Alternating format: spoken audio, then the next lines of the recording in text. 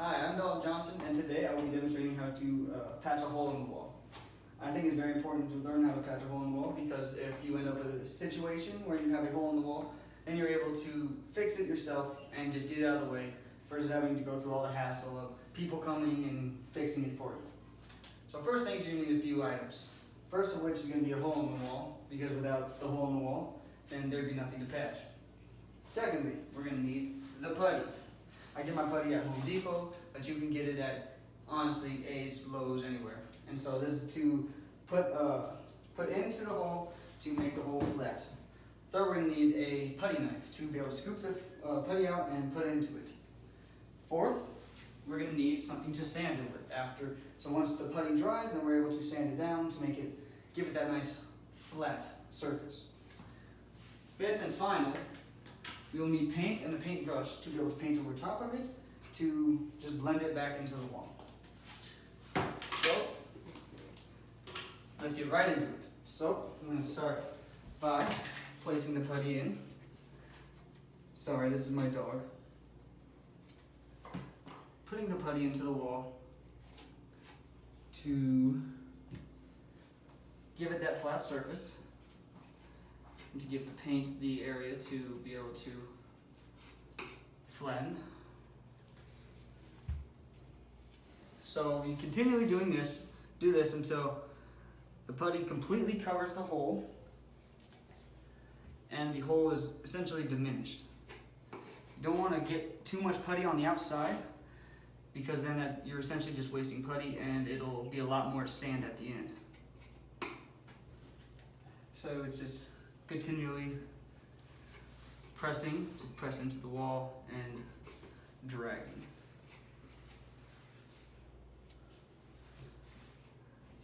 I've had to do this on a few holes, but it's fairly easy, so it's not the biggest deal in the world.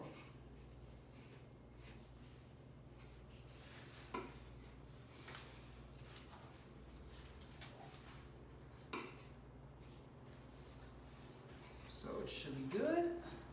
Should flatten right here.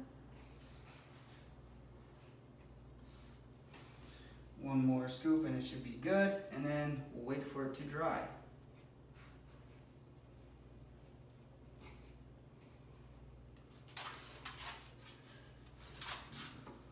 So, looking good.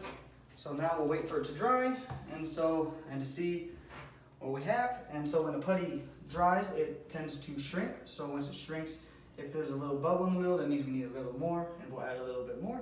But if it's good, then we'll sand it down so that it matches the same surface as the wall. And we're back. So it took roughly 30 minutes, but it is fully dry now and it's protruding out of the wall, which is exactly what we want. Depending on the hole, it'll take roughly a little more or a little less time to dry, depending on how big the hole is.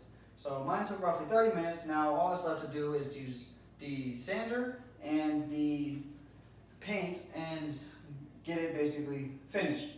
So now we're just going to sand it down to the surface, and yeah, so now we can start.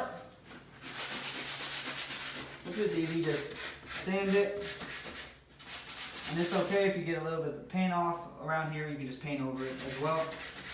And so as you can see, some of the dust is falling off, and that's good, that's what we want.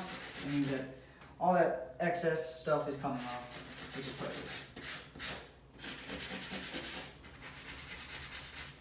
And it's looking pretty good.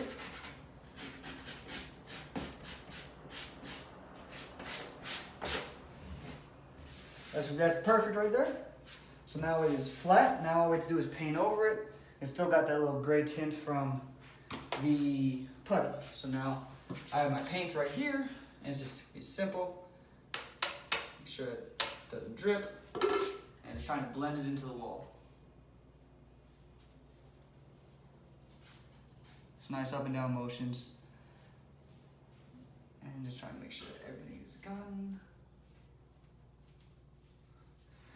I think a little more, and I think it should be good.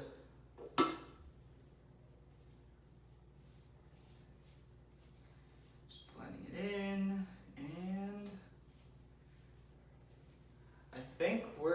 just about good. As you can see, now the paint matches the paint, and it is perfectly flat, and we should be just about good now.